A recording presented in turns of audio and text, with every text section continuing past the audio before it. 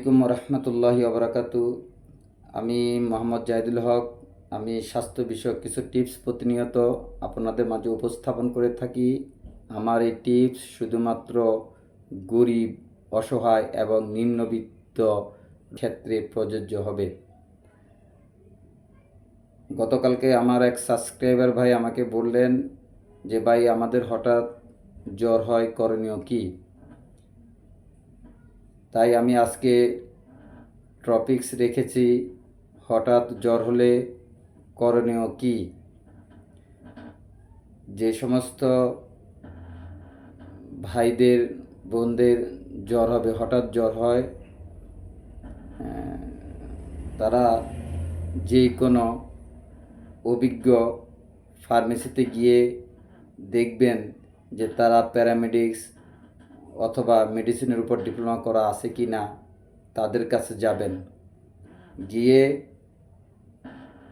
জ্বরটা মাপবেন। মাপার পরে যদি দেখেন যে জ্বর 101 ডিগ্রি 2 ডিগ্রি হয়, মানে 100 ডিগ্রির উপরে জ্বর আছে, 102 ডিগ্রি আছে, তাহলে সাথে সাথে আপনারা নাপা সাপোজিটরি 500 mg আপনারা বায়ুপথে দিয়ে দিবেন। যদি দেখেন যে জ্বরের সাথে তীব্র ব্যথা, ঠান্ডা, কাশি আছে, হাত পা চাবায়, প্রচণ্ড ব্যথা করে, তাহলে আপনারা প্যারাসিটামল জাতীয় ওষুধ 500 থেকে 1000 মিলিগ্রাম, অর্থাৎ ওজনের উপর ডিপেন্ড করে এই প্যারাসিটামল জাতীয় ওষুধ 6 ঘন্টা পর পর 4 বার খাবেন।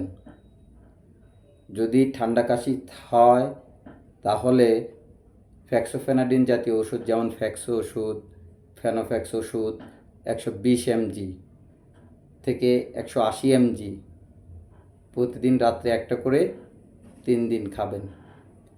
তারপরে কাশি বেশি হলে আপনারা অ্যামব্রক্সল হাইড্রোক্লোরাইড অর্থাৎ অ্যামব্রক্স সিরাপ, মিকুলেট সিরাপ, এই জাতীয় সিরাপ আপনারা 2 চামচ করে 3 বার খাবেন। যদি শুষ্ক কাশি হয় তাহলে তুস্কা সিরাপ অথবা তুসপেল সিরাপ, এই জাতীয় সিরাপ আপনারা খেতে পারবেন।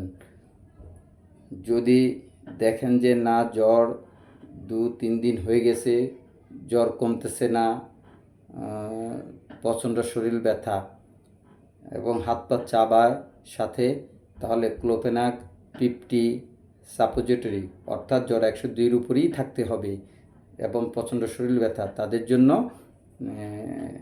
ক্লোফেনাক 50 সাপোজিটরি বায়ুপথে দিয়ে দিবেন।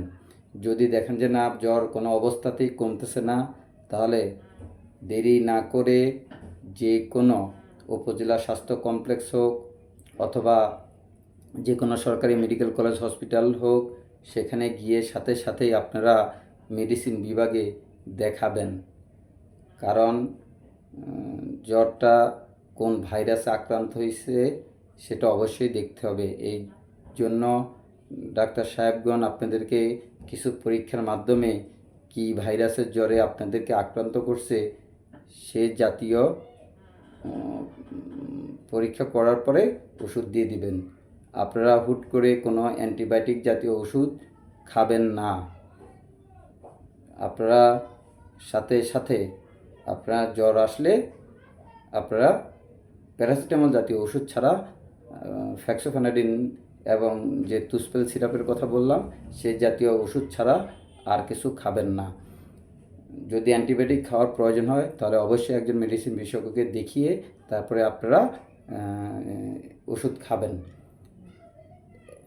আজকে জ্বরের জন্য আমার গরিব মা ভাই বোনদের উদ্দেশ্যে এই আমার প্রাথমিক টিপস আমি আজকে এখানেই রেখেছি।